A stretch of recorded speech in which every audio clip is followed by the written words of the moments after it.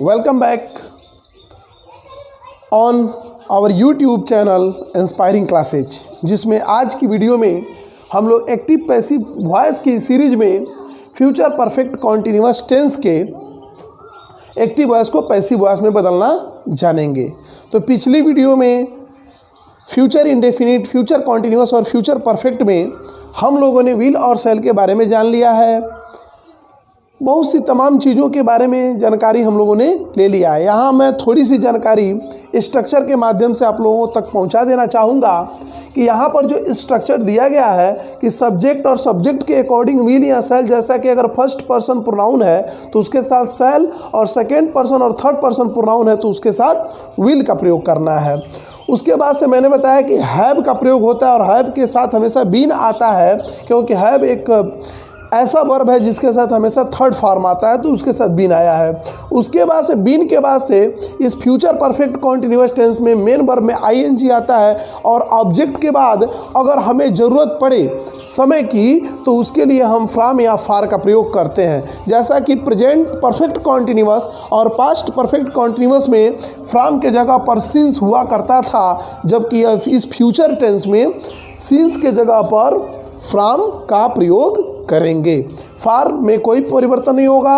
अगर समय का प्रयोग होता है कई दिनों से, कई महीनों से, सोमवार से 1950 से, इस तरह के अगर शब्दों का हम इस्तेमाल करते हैं टाइम के लिए, तो हम अक्सर इसमें फ्रॉम या फार का प्रयोग करेंगे। अगर ये शब्द इस्तेमाल नहीं होते हैं, यूज नहीं होते हैं, तो हमें इस प्रीपोजिशन की भी कोई आवश्यकता नहीं पड़ेगी। तो इसी आधार पे हम लोग पैसिव वॉइस के भी स्ट्रक्चर को देखते हुए यहाँ पर सबसे पहले ऑब्जेक्ट और ऑब्जेक्ट के अकॉर्डिंग विल या शैल का प्रयोग, उसके बाद से जैसा कि यहाँ हैव है तो यहाँ भी हैव, उसके बाद से यहाँ बीन तो यहाँ पर भी बीन है। इसके आईएनजी को हमने बीइंग में बदल दिया, जैसा कि मैं पहले भी बता चुका हूँ कि जब भी आईएनजी आएगा तो बीइंग में चेंज हो जाएगा, और मेन वर्ब जो होगा वह हमारा यहाँ पर बीइंग में बदलने के बाद से थर्ड फॉर्म में हो जाएगा, और उसके बाद से जो ऑब्जेक्ट शुरू में चला जाता है, यहाँ पे सब्जेक्ट अब आने वाला है तो वह प्रीपोजिशन के साथ इस्तेमाल होगा।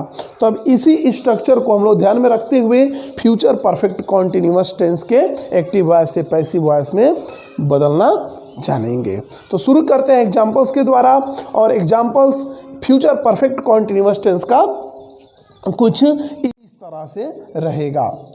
जैसे he will have been washing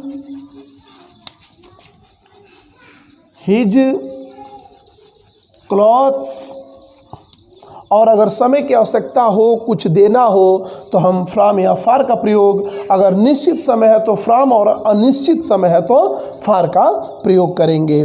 जैसे फॉर, ऑर्स। इस तरह से यह एक फ्यूचर परफेक्ट कॉन्टिन्यूअस टेंस का एक्टिव वॉइस का सेंटेंस है, और अब इसको हमको पैसिव में बदलना है तो उसके लिए हमें पैसिव वॉइस के स्ट्रक्चर को हेल्प में लेना पड़ेगा। तो सबसे पहले हमें क्या करना है, ऑब्जेक्ट उठाना है। तो इतना करने से बेहतर है कि हम उस मेथड को अपनाएं जिसमें हमको अन्य पार्ट्स ऑफ स्पीच के स्थान में कोई परिवर्तन नहीं करना है सिवाय सब्जेक्ट और ऑब्जेक्ट के, यानी ऑब्जेक्ट की जगह पर सब्जेक्ट और सब्जेक्ट की जगह पर ऑब्जेक्ट। तो क्यों ना हम ही को लास्ट में लेकर के जाए पैसिव वॉइस में, और इसको हम लिख दें बाय हिम, और ऑब्जेक्ट को उठा लें शुरू में, और ऑब्जेक्ट हमारा क्या है यहाँ पर हिज क्लॉथ्स, तो उसको हम लोग सब्जेक्ट की जगह पर लिख दें हिज क्लॉथ्स। शेष जितने भी पार्ट्स ऑफ स्पीच हैं हम उसको ज्यों का त्यों लिखते चले जाएं तो बेहतर रहेगा। जैसे कि हिज क्लॉथ्स हमने लिख दिया, शुरू में सब्जेक्ट की जगह पर ऑब्जेक्ट आ गया, और यहाँ पर ऑब्जेक्ट की जगह पर प्रीपोजिशन के साथ सब्जेक्ट इन ऑब्जेक्टिव केस। अब हमारा क्या आया, विल। अब हमको ये देखना है कि हिज क्लॉथ्स जो है वो फर्स्ट पर्सन है, सेकेंड पर्सन है या थर्ड पर्सन है। तो अनडाउटली हिज क्लॉथ जो है वो थर्ड पर्सन है, इसीलिए हमारा विल हो जाएगा यहाँ भी। तो विल के जगह पे विल का प्रयोग, हैव की जगह पे हैव का प्रयोग, बीन की जगह पे बीन का प्रयोग, और वाशिंग के आईएनजी में हम क्या यूज कर देंगे पैसिव वॉइस में, तो बीन, यानी वाशिंग का हो जाएगा बीन वाश्ड। तो इतना ही हमको ध्यान में पैसिव वॉइस में रखना है। तो इस तरह से हिज क्लॉथ्स, और उसके बाद से will, have, been, being washed, बचा क्या हमारा बाय हिम, हम लिख चुके हैं लास्ट में, क्योंकि वह ऑब्जेक्ट की जगह पर आएगा तो हमारा बचा क्या फॉर आवर्स, इसी को उठा करके यहाँ पे रख देना है, यानी यहाँ पे हम लिख देंगे फॉर आवर्स। तो इस तरह से दिए गए sentence he will have been washing his clothes for hours का पैसिव वॉइस क्या हो जाएगा, his clothes will have been being washed for hours by him. एक सेंटेंस हम और लेंगे और उस सेंटेंस के द्वारा हम फ्यूचर परफेक्ट कॉन्टिन्यूअस टेंस के एक्टिव वॉइस को पैसिव वॉइस में बदलेंगे। तो अगला उदाहरण हम इस टेंस का लेते हैं। Ravi will have been looking for his friends from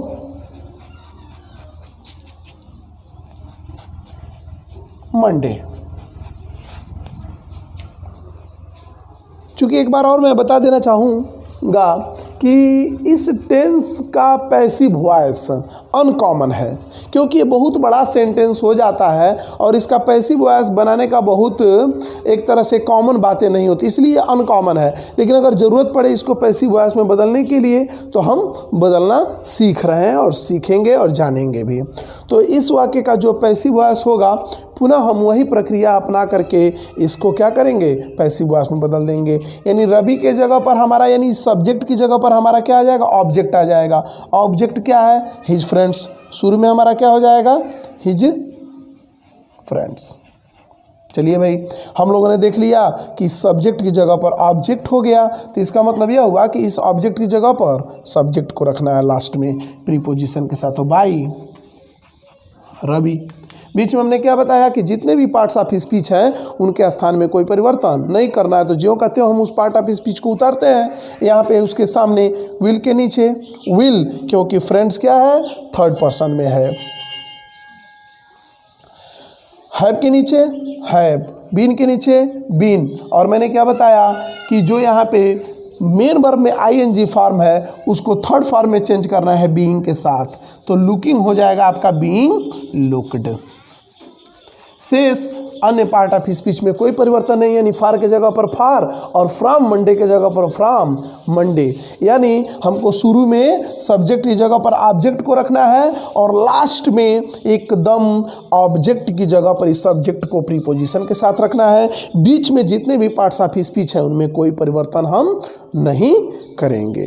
तो इस तरह से यह हमारा फ्यूचर परफेक्ट कॉन्टिन्यूअस टेंस का जो एक्टिव वॉइस का नियम था उसको हम लोगों ने पैसिव वॉइस में बदलना सीखा स्ट्रक्चर के माध्यम से और कुछ एक्स्ट्रा मेथड के माध्यम से। तो इस प्रकार हम लोग कह सकते हैं कि हमारा एक्टिव और पैसिव वॉइस का यह सीरीज जो फ्यूचर टेंस का था, future continuous, future indefinite, future perfect और फ्यूचर परफेक्ट कॉन्टिन्यूअस का यही समाप्त होता है। और अगला जो सेशन होगा वह सेशन मिसलेनियस का होगा, जिसमें हम लोग देखेंगे कि future indefinite, future continuous, future perfect और फ्यूचर परफेक्ट कॉन्टिन्यूअस के सारे टेंसेज के सेंटेंसेज का मिसलेनियस एग्जाम्पल्स के द्वारा हम लोग समझेंगे। तब तक के लिए बहुत बहुत धन्यवाद। हमारे इस चैनल को सब्सक्राइब कर दीजिए, शेयर कर दीजिए, लाइक कर दीजिए और जो बेल आइकन है उसको दबा करके नोटिफिकेशन के लिए हमेशा रेडी रहिए। तब तक के लिए धन्यवाद।